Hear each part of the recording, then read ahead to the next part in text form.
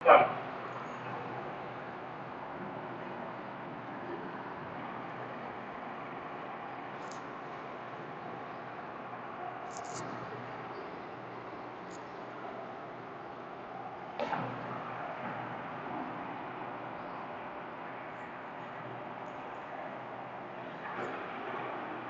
मैं कल आप लोगों को एक चैप्टर पढ़ा रहा था उसमें कोर्स में a girl with a basket. इसके writer William C Douglas writer है वो।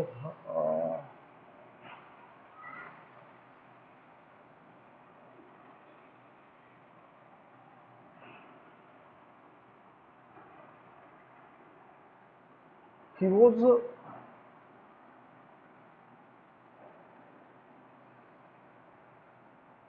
जज इन द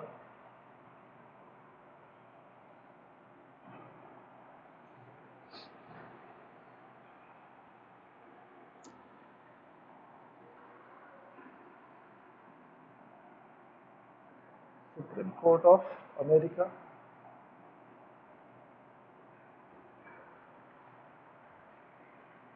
जैसे सुप्रीम कोर्ट ऑफ अमेरिका में एंड ही विजिटेड इंडिया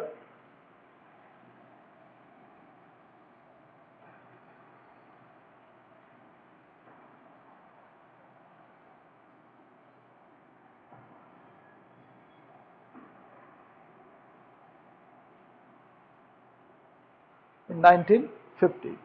कल भी आपको बताया था कि उसके चैप्टर के बारे में बहुत सारी बातें आप उसके में कर रहा था उस टाइम पे। It was just after the 3 years of the independence. केवल 3 साल बाद की बात थी, देश को आज़ाद हुए तो शायद देश में बहुत कुछ नहीं था। पीछे मैं आप लोगों को बता रहा था कि शायद लगभग 2000 साल तक लगभग विदेशी जो आक्रमणकारी थे उनका अटैक होते रहे, आते रहे। बहुत सारे लोग भारत को लूटते रहे बिकॉज जो हमारा भारत देश था वो it was divided in different states, different Kings, रियासत। छोटे छोटे राजा थे, छोटे छोटे महाराजा थे, वो अलग अलग बटे हुए थे। एक दूसरे के साथ कुछ भी होता रहता तो वो बहुत खुश होते थे। शायद वो उस चीज़ को नहीं समझते थे कि आज दूसरे के ऊपर अटैक हुआ है तो उनके ऊपर अटैक होगा। यही शायद हमारी कमी रही। तो इस कमी की वजह से जो एक के ऊपर अटैक हुआ, फिर दूसरे पे हुआ, तीसरे पे हुआ, इस तरह से पूरा देश जो है वो लगभग गुलाम हो गया पूरा देश। एंड बट नियरली 200 years, लगभग 200 साल तक तो अंग्रेजों ने शासन किया। जो one time yesterday I was telling you जो किस टाइम पर भारत एक पूरी सोने की चिड़िया था, तो एक टाइम ऐसा रहा कि शायद लोगों के पास में खाने के लिए भी अनाज नहीं था, कपड़े तक के पहनने के लिए नहीं थे लोगों के पास में, पैसे नहीं थे लोगों के पास में, जॉब्स नहीं थे लोगों के पास में। तो इट वॉज अ टाइम, एक ऐसा टाइम था जब when India was facing many problems in every sector, in every field। हर क्षेत्र में हम लोग चीज़ों को फेस कर रहे थे। एंड देश आज़ाद होने के बाद में जब जब हमारे पास बहुत कुछ फैसिलिटीज नहीं थी, हमारे पास में बहुत सारी सुविधाएं नहीं थी, कम्युनिकेशन सिस्टम नहीं था, ट्रांसपोर्टेशन सिस्टम नहीं था हमारे यहाँ पर, एंड इरीगेशन सिस्टम भी पूरा नहीं था। एग्रीकल्चर में इतना डेवलपमेंट हम लोगों ने नहीं किया जितना आज तो हम बहुत आगे हैं। तो अंग्रेज़ों ने लगभग कुछ छोड़ा नहीं। उससे पहले मुगल्स आए, टर्कीज आए, बहुत सारे लोग आए, पारसीज आए, बहुत सारे लोग आए जो आए और यहाँ के होकर रहे भी। एंड तो उस टाइम ऐसा था जब हमारे पास में ज़्यादा कुछ फैसिलिटीज़ नहीं थी। राइटर को, पीछे मैंने बताया आप लोगों को, कल बताया था, राइटर को जाना था, कहाँ से कहाँ जाना था, न्यू दिल्ली टू रानीखेत।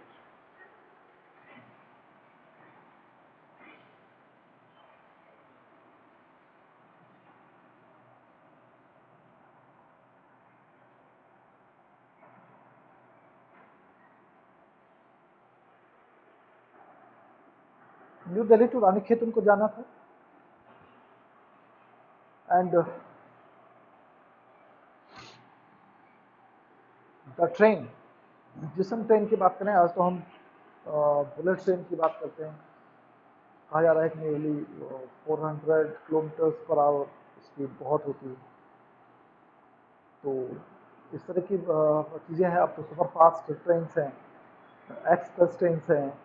आज तो हमारे पास में जो इवन जो बाइक्स हैं वो भी लगभग 200 किलोमीटर पर आवर की स्पीड से, उससे ज़्यादा स्पीड भी है, इतनी स्पीड है।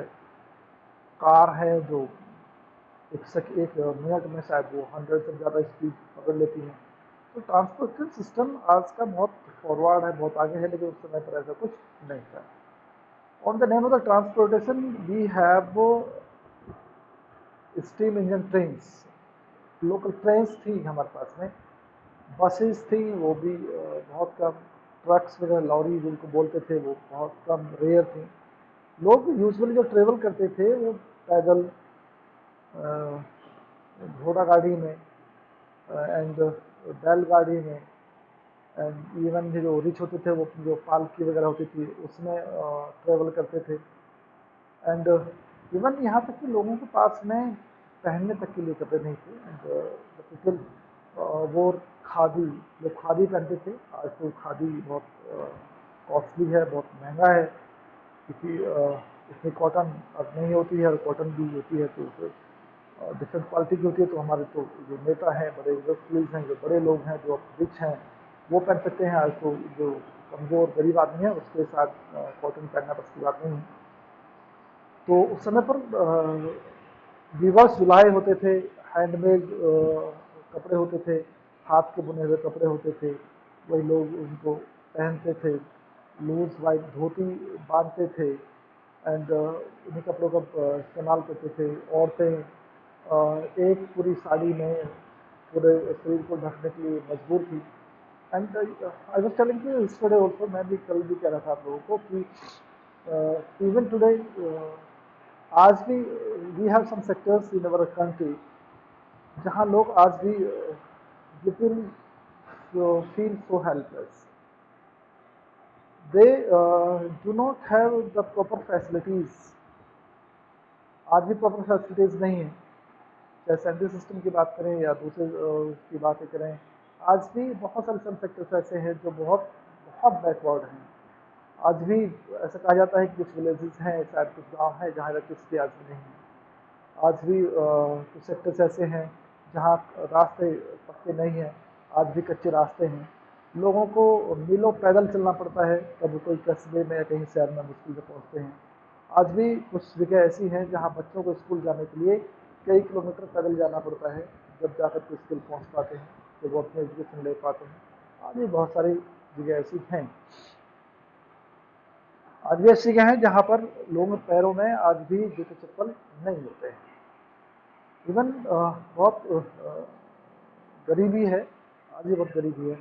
अनएम्प्लॉयमेंट की प्रॉब्लम, बहुत सबसे बड़ी प्रॉब्लम अनएम्प्लॉयमेंट की है आज के टाइम की बात करें तो राइटर की खैर ये तो अलग बात है। राइटर की मैं बात कर रहा था, विलियम सी डगलस की बात कर रहा था कि उन्हें इंडियन कल्चर में, इंडियन सिविलाइजेशन में बड़ा विश्वास था, and he wanted to stay there for some time, but he could not stay there due to his work.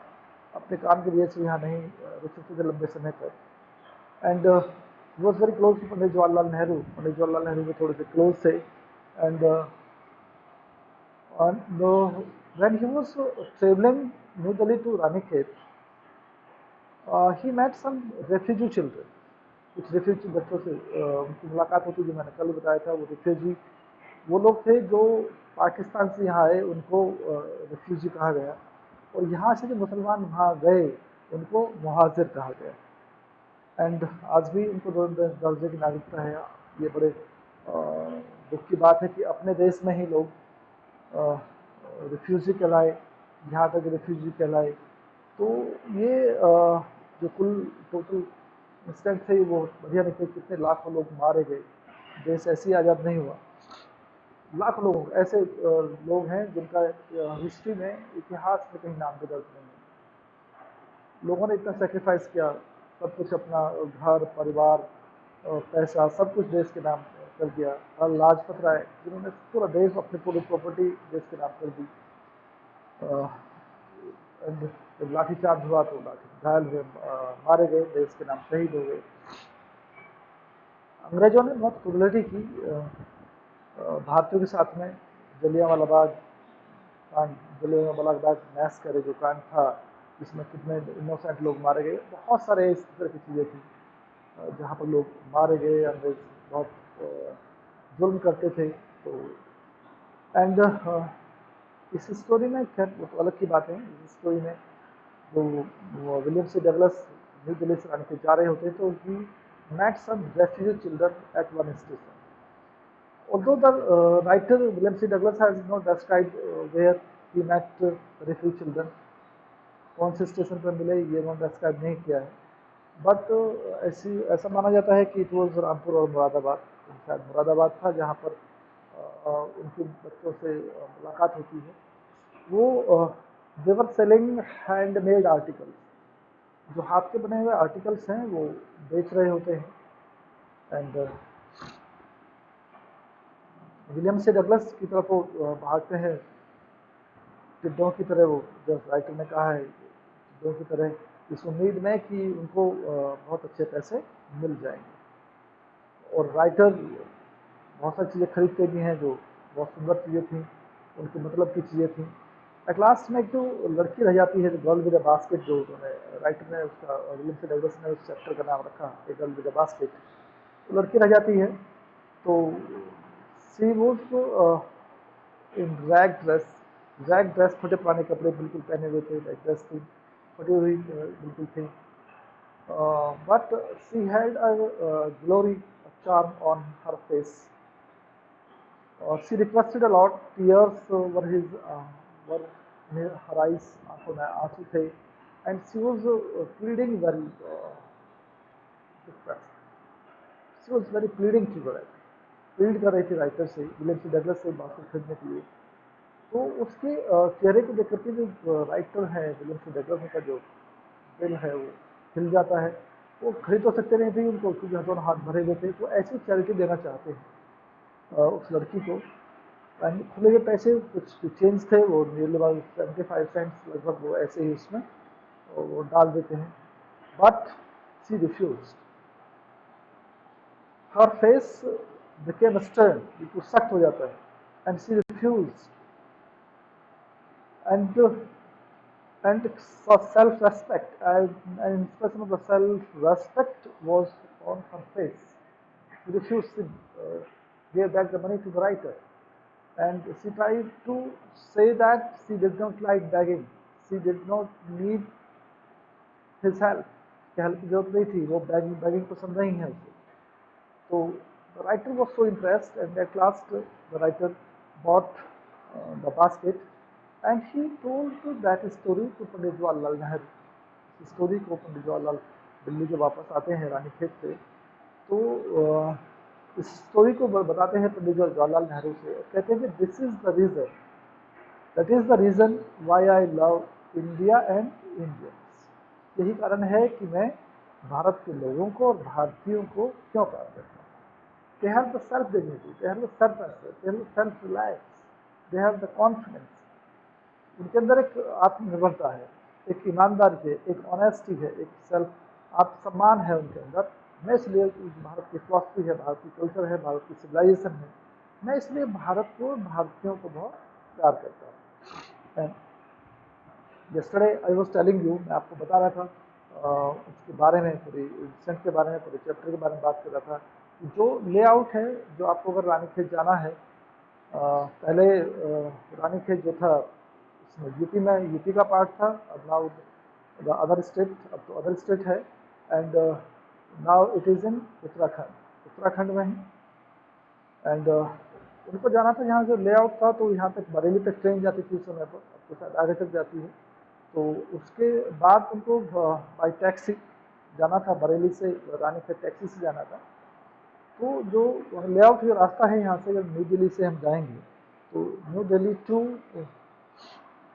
नई दिल्ली से सागरा होते हुए, गाजियाबाद होते हुए, यहाँ से गाजियाबाद से हापुड़ होते हुए, गढ़गंगा रजघाट होते हुए, एंड रामपुर, मुरादाबाद, देन बरेली, उसके बाद में बरेली पहुँचेंगे।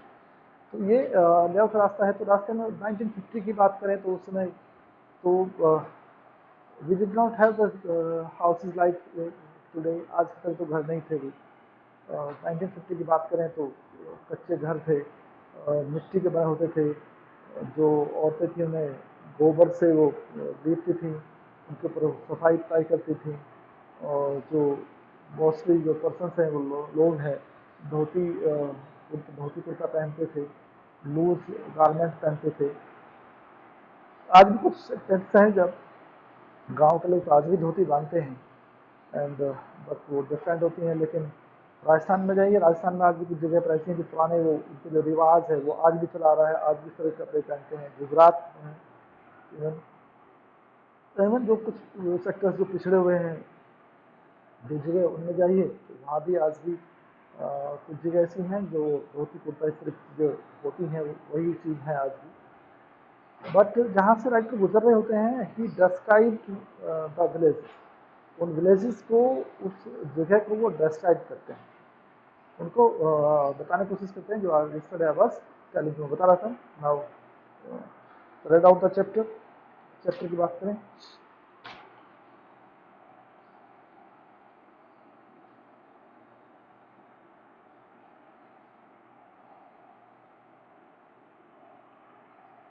एट वन स्टेशन, वो जब जा रहे होते हैं तो एट वन स्टेशन वो कहते हैं कि at one station my routine of talking with people was interrupted. एक स्टेशन पर जो उनका लोगों से बात करने का जो रूटीन था वो क्या होता है, इंटरप्टेड होता है, वो डिस्टर्ब हो जाता है। एज सुन एज आई अलाइटेड, जैसे वो बाहर निकलते हैं, कंपार्टमेंट से बाहर आते हैं, एक group of the young children gathered around. एक बच्चों को जो रिफ्यूज चिल्ड्रन थे, जो देवर सेलिंग हैंडमेड आर्टिकल्स, जो हाथ के बने आर्टिकल्स बेच रहे होते हैं, राइटर को गैदर कर लेते हैं, राइटर को घेर लेते हैं चारों तरफ से। गैदर अराउंड मी, दे वर सेलिंग बास्केट्स। क्या बेचते थे वो? Baskets, the hand woven, the red baskets with the simple design and patterns. They held the baskets high, लोग अपने अपने सामान को उठा रखा था, and shouting words, because the writer could not understand Hindi, writer को हिंदी नहीं आती थी। बट समटाइम अगर हम किसी की लैंग्वेज को नहीं समझ सकते, by the expression we can understand what that person wants to say, कि वो आदमी हमसे कहना क्या चाहता है, हम उसके एक्सप्रेशन से, उसकी फीलिंग्स से, उसके फेस से हम समझ सकते हैं। तो राइटर समझ रहे थे कि वो क्या चाहते हैं। While shouting words I did not know but conveying unmistakably their desire, मैं उनकी इच्छा को जानता था कि वो एग्जैक्टली वो चाहते क्या है। These were refugee children. कौन थे ये? रिफ्यूजी चिल्ड्रन थे जो eight the time of the partition came from Pakistan, जिनको क्या कहा गया? रेफ्यूजी कहा गया। When partition between Pakistan, India and Pakistan was defeated, जब बंटवारा हुआ भारत और पाकिस्तान का, hundreds of thousands of people pulled up their roots and changed their residences. लोगों को मजबूर होना पड़ा अपने घरों को छोड़ने के लिए, अपनी प्रॉपर्टी को छोड़ने के लिए, अपनी ज़मीन को छोड़ने के लिए, इन सब चीज़ों को छोड़ने के लिए, जो एक समय पर जो बहुत रिच रहे होंगे, बहुत मालदार थे, जो रिच थे, यहाँ पे बहुत गरीब हो गए। जो गरीब थे, जिनके प्रॉपर्टी छोड़ गए, जिन लोगों ने कब्जा वो बहुत रिच हो गए। 5 लाख लोग, कितने लोग मारे गए। तो यहाँ तक आते आते ख़त्म हो गया सब कुछ। तो रास्ते में अब सोचिए कि आप जो लोग लाहौर से चले और नई दिल्ली तक जिनको आना था, रास्ते में कितने लोग मरे होंगे, भूख से, प्यास से, अपने साथ सामान कुछ ला नहीं सकते थे। ये थोड़ा बहुत कॉस्टली जो चीज़ें थी वो हुई, जो मारकाट हुई, जो अस्कर जो कांड हुआ, वो बड़ा जो साइट रही होगी, बड़ी हॉरिबल साइट रही।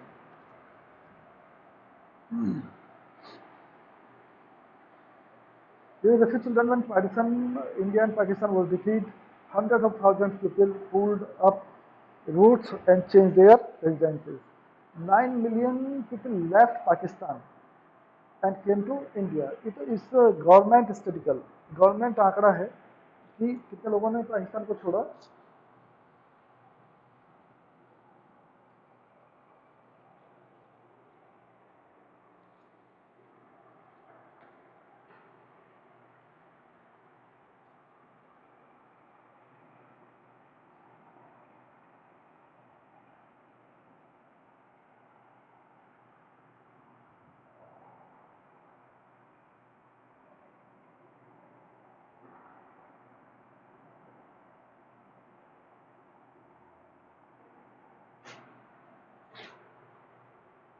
लगभग 9 मिलियन लोगों ने पाकिस्तान को छोड़ा at the time of partition.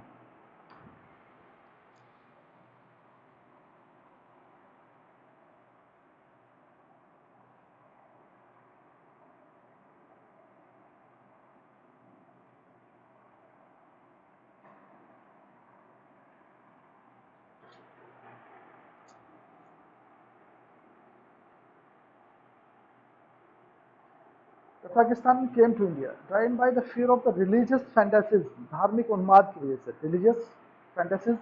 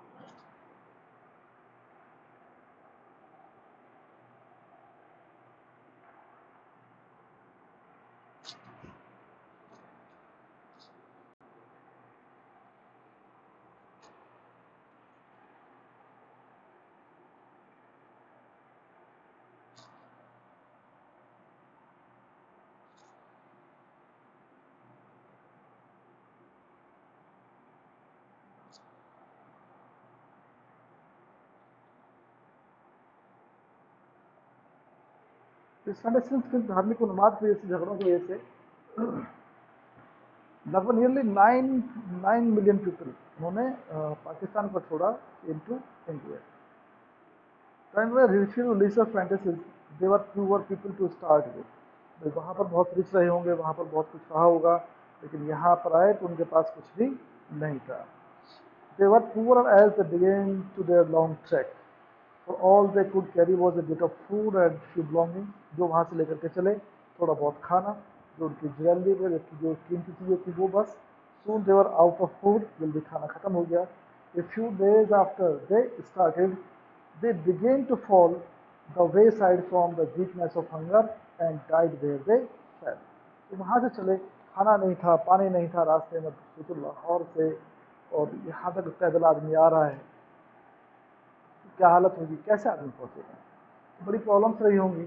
तो लोग जहाँ पर गिर गए भूख से, प्यास से, कितने लोग, लाखों लोग मारे गए उस पार्टीशन में, उस डिवाइडेशन में। The children selling baskets were sons and daughters of these refugees. जो बच्चे बेच रहे थे ये उन्हीं के बच्चे थे जो पाकिस्तान से यहाँ आए थे। दे और देयर पेरेंट्स और relatives had gathered in the cities.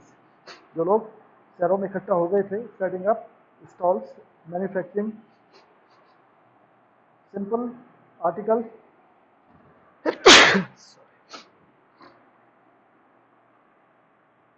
Manufacturing simple articles, trying to make a living in markets.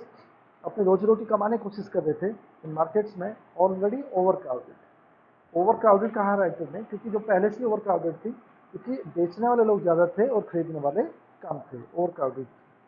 The lived in cloth and the grass sheds, रहते थे वो जो घास फूस की झोपड़ी बनी होती थी, बनाई पॉलीथीन वगैरह की उन्होंने वो जो बनाई sheds, shed that line the street. उन्होंने बेसिकली जो स्टेशन वगैरह थे, स्टेशन के बाहर अपनी जो चीज़ें थी उनको, जो झुग्गी झोंपड़ी थी वो बनाई, वहीं पर रहना शुरू किया।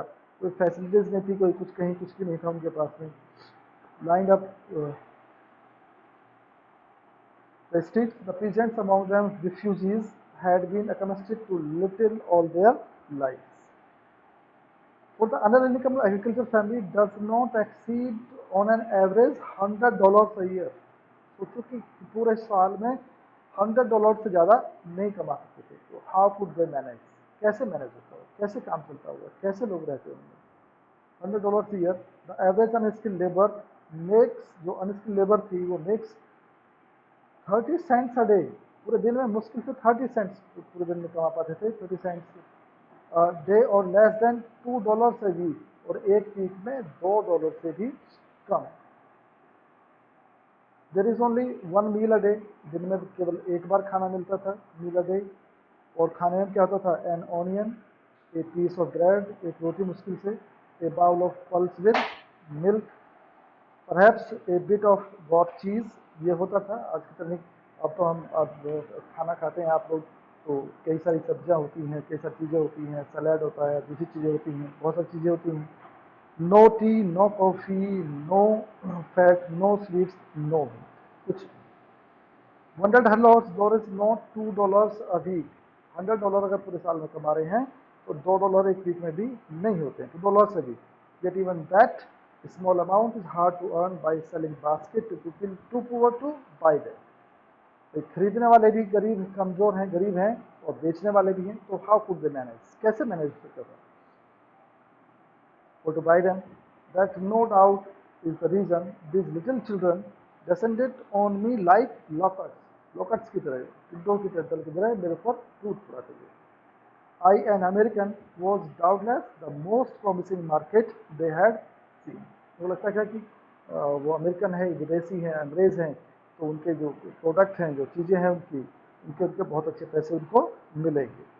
Promising market. I bought a टिनी basket for the few आनाज। आने होते थे, आप जानते हैं कि अब तो शायद 50 पैसे चलना बंद हो गए हैं, रुपये चलता है। पहले वो 5 पैसे, 10 पैसे, 20 पैसे, 25 पैसे, 50 पैसे, इस तरह के पैसे होते थे, बट अब तो रुपी है सीधा। Another fruit basket for a bit more, a beautiful waste paper basket for a rupee, a lovely saving basket for a rupee, and a few fans for an anna or the two paise। My arms were filled and I had spent not 50 cents। 50 cents भी खर्च नहीं किए थे और उनके हाथ भर गए थे पूरे। The children past in shouting, जिनके प्रोडक्ट्स बिक गए थे वो चिल्लाते हुए दौड़ रहे थे, भाग रहे थे। Shouting their wares, I was prisoner completely surrounded unable to move. बच्चों ने इस तरीके से घेर कवर अप कर रखा था कि वो मूवमेंट भी नहीं कर पा रहे थे, बच्चे चारों तरफ उनके खड़े थे, unable to move. The most diligent, क्या कहते हैं उसको, जो लड़की थी, कहते हैं most diligent aggressive vendor was a beautiful girl of 9। 9 साल की लड़की थी जिससे ज़्यादा इम्प्रेस होते हैं writer. Girl of 9 right in front of me, जो राइटर उनको सामने खड़ी थी। सी वो had a lovely basket with handle, handle लगा हुआ था, बहुत सुंदर सी बास्केट थी उसकी। And she wanted A rupee and A half, कहता थी ए रुपी एंड ए हाफ, जिसके लिए वो चाहती थी ए रुपी एंड हाफ, ₹1.5 लगभग उसके लिए वो चाहती थी burger.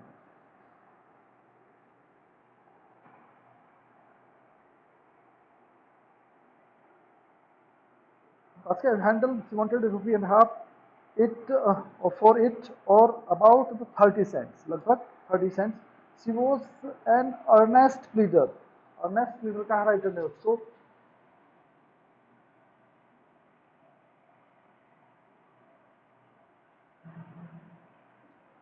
earnest pleader when you are making a great request। अब जब बहुत बहुत बड़ी रिक्वेस्ट आप कर रहे हो, आपके चेहरे का एक्सप्रेशन इस तरीके के हो, तो क्या बोलेंगे आप, earnest pleader थी। There were tears in her eyes, आंखों में आंसू थे। She pleaded and begged in tones that would wring any heart। And she was requesting in that way कि कोई भी आदमी इस तरीके से रिक्वेस्ट कर रही थी, किसी भी आदमी का दिल पसीज सकता था, कोई भी आदमी इसको देख करके डिस्टर्ब हो सकता था। माई आर्म्स वर फुल, लेकिन हाथ भरे हुए थे, मैंने इतने आर्टिकल की चीज़ें ऑलरेडी खरीद ली थी। आई हैड नो रूम, जगह थी नहीं मेरे पास में। लेट अलोन एनी नीड, और मुझे ज़रूरत भी नहीं थी, for another basket. Balancing my basket and fans on my left arm, बाकी चीज़ों को मुश्किल से मैनेज करते हैं। I reach into my right pocket and got a handful of change, ऐसे पैसे निकालते हैं खुले हुए अपने पॉकेट में से। परहैप्स 15 सेंट्स, लगभग कितने होंगे ये, 15 सेंट्स होंगे, तो वो ऐसे देना चाहते हैं।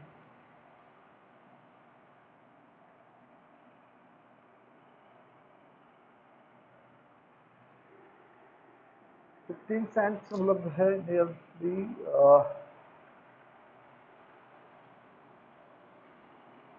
75 पैसे।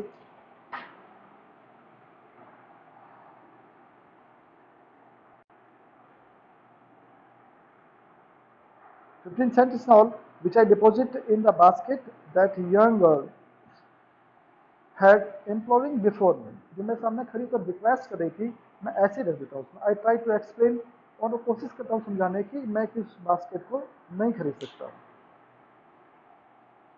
I try to explain the bus extend the gratuity, लेकिन ऐसे substitute ऐसे मैं हेल्प करना चाहता हूँ, उसको सब्सिट्यूट देना चाहता हूँ. I realized at once what offense I had given. और सडनली मैंने क्या महसूस किया कि just I have made an offence, मैंने कोई क्राइम किया है, कोई ऑफेंस किया है. I had given this child of 9, केवल 9 साल की लड़की जो थी, ड्रेस्ड इन रैग्स, रैग्स जो फटे पुराने कपड़े पहने हुए थे, rags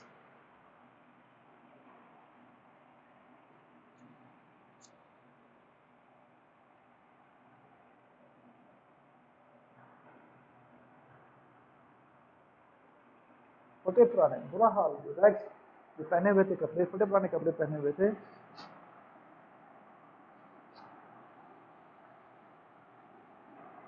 and rags and on the edge of starvation, जो भुखमरी के कगार पर खड़ी थी.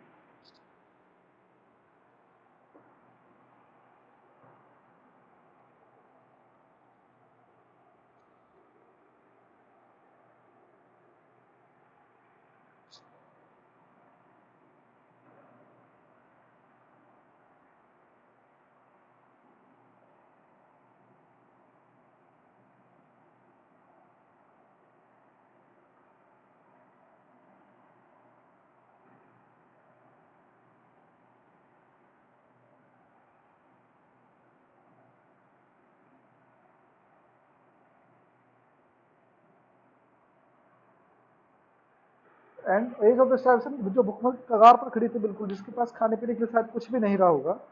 स्टारवेशन रेज्ड हर चिन, अपने ऊपर सिर उठाती है. Reach in the basket, basket में हाथ डालती है. And with all pride and graciousness, पूरे सम्मान के साथ, प्राइड गर्व के साथ, graciousness of a lady, handed the money back to me, मुझे पैसे वापस कर देती है. There was only one thing I could do, अब मेरे पास में केवल एक बात चीज थी जो मैं कर सकता था. आई बॉट द बास्केट, मैंने उस बास्केट को खरीदा. सी वाइप्ड हर आईज, आंखों को पहुंचे, स्माइल्ड, मुस्काई, थैंक यू कहा, and dash down the platform. I headed for some grass hut and would have at least 30 cents that night. और कम से कम राइटर को ये महसूस हुआ, कम से कम आज के खाने के लिए, आज के खाने के लिए उनके पैसे हैं, 30 सेंट्स आज उनके पास में हैं. कम से कम आज का खाना तो उनको सही से आराम से मिल जाएगा, 30 cents. I told this story. Then he came back from Ranikhet and stayed in Delhi. He met पंडित जवाहरलाल नेहरू, पंडित जवाहरलाल नेहरू से मिलते हैं. Jawaharlal Nehru and I told him, उस पूरी स्टोरी को, पूरी इंसिडेंट को बताते हैं, समझाते हैं. I told him it was one reason, यही कारण है, I had fallen in love with India, कि मैं, यही कारण है कि इंडियंस को और इंडिया को मैं प्यार करता हूँ. विद सिविलाइजेशन की वजह से, सेल्फ डिग्निटी की वजह से, सेल्फ रिगार्ड की वजह से, सेल्फ रेस्पेक्ट की वजह से, सेल्फ रिलायंस की वजह से, इसके ग्रेट कल्चर की वजह से. Fallen in love with India, the people I saw in India, मैंने लोगों को देखा है, दोज इन विलेजेस, चाहे वो गाँव में रहते हों, as well as in those in high office में क्यों ना रहते हों, love have both pride and lovely sense of decency and citizenship. उनमें एक आज़ादी के लिए एक भावना है, एक आत्मसम्मान की भावना है. मैं इसलिए इन लोगों को प्यार करता हूँ. They also have a passion for independence. This beautiful child, जो छोटी सी लड़की थी, बॉर्न इन स्कॉलर, जो गरीबी में जी रही थी, पॉवर्टी में जी रही थी, अनएजुकेटेड, जो पढ़ी हुई लिखी भी नहीं थी, in both grammar and manners में, हैड गिवन मी, उसने मुझे उदाहरण दिया, क्या दिया, glimpse of the warmth of India, भारत के सेल्फ रेस्पेक्ट, सेल्फ डिग्निटी का मुझे एग्जाम्पल दिया. ये कंप्लीट स्टोरी जो पीछे मैंने आई थिंक 2 क्लासेस में कंप्लीट हो पाई है आप लोगों से. एंड इसको आप एक बार पूरा रीड आउट करेंगे, पूरी पढ़ेंगे इसको. एंड जो इसके जो पैसेज हैं, जो होमवर्क है, जो पैसेज हैं, इसके पैसेज सॉल्व करके देखेंगे. पैसेज होमवर्क में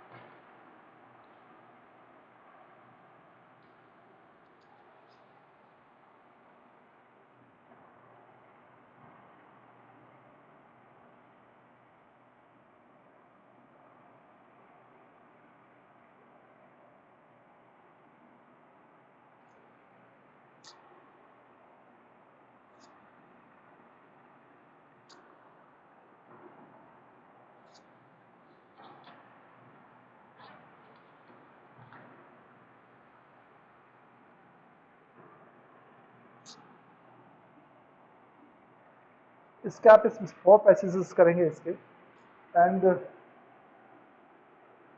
इसके होमवर्क में मल्टीपल चॉइसेस आप लोग करेंगे।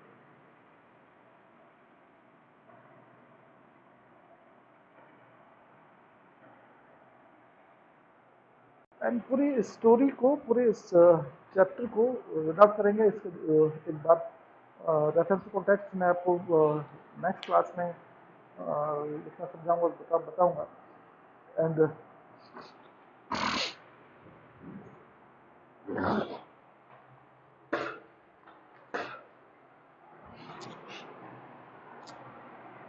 इसमें जो बाकी चीज़ें जो इसके पैसेज हैं वो सॉल्व करेंगे। इसके इसके रेफरेंस कॉन्टेक्स्ट जो एक बार लिख के ट्राई करेंगे, एक बार देखेंगे, ट्राई करेंगे कि हालांकि पीछे जो 12th वाले स्टूडेंट्स हैं उनको पीछे मैंने बताया था, समझाया था, लिखा है how to write the reference to context explanation, कैसे रेफरेंस टू कॉन्टेक्स्ट एक्सप्लेशन करना होता है। तो एक बार आप ट्राई करेंगे, देखेंगे उस चीज़ को। एंड इसके अलावा जो इसके जो कीवर्ड्स है, ये शॉर्ट क्वेश्चन हैं, शॉर्ट क्वेश्चन एक बार खुद ट्राई करेंगे, then I will write down, लिखूंगा। बट आज ये खुद ये कोशिश करेंगे, लिख के देखेंगे उनके जो शॉर्ट क्वेश्चन हैं इसमें से।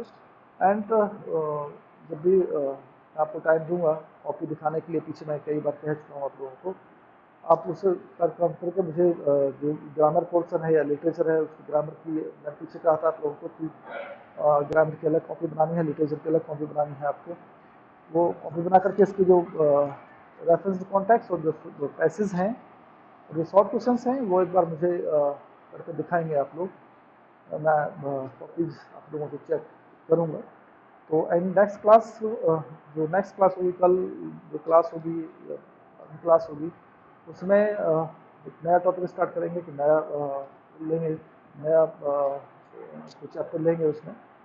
तो आई थिंक ये चैप्टर आप लोग समझ में आ रहा होगा, जो इतना मैंने काम होमवर्क आपको बताया है, उस होमवर्क को आप प्रॉपरली अपने कॉपीज में करेंगे। I think it's okay.